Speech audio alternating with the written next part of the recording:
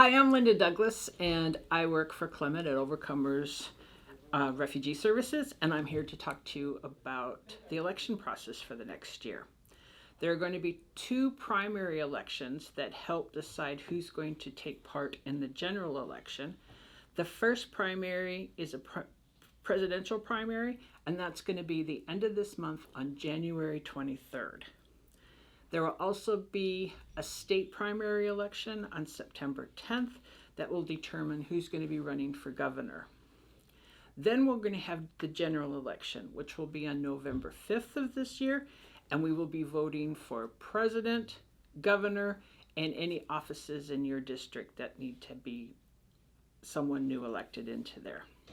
You can, as you get closer to a election date, you can find a sample ballot on the Secretary of State's website. Now, who can vote?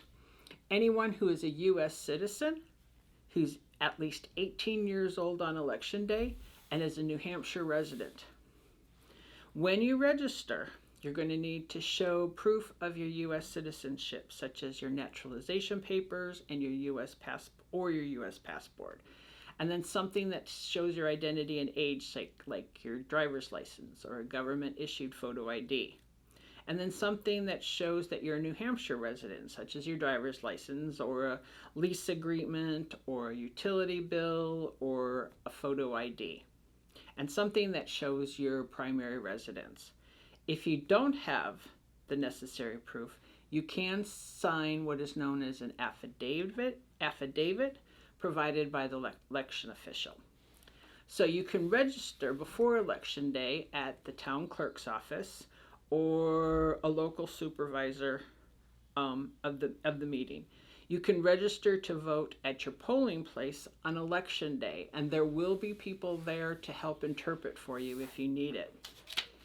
If you need an absentee ballot, meaning you can't vote on that particular day, you have to prove that you will be away on election day, traveling, or you have a disability or illness or religious observance that prevents you from voting, or you must have to stay home and work or care for a family member. If you want to do an absentee ballot, go ahead and call us here at the office, and we can help you figure out how to file for an absentee. You can register as a Democrat, a Republican, or an undeclared or independent voter when you register to vote.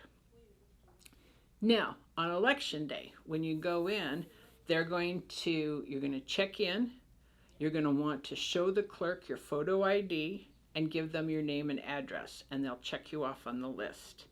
They will give you a blank ballot, and then you'll go into the voting booth and vote for the candidates of your choice, and you have to completely fill in that little oval. Then you leave the booth and you place your ballot in the ballot counting device. It just depends on where you go. Some of them are something where you put it in and it feeds in, or you put it in a ballot box.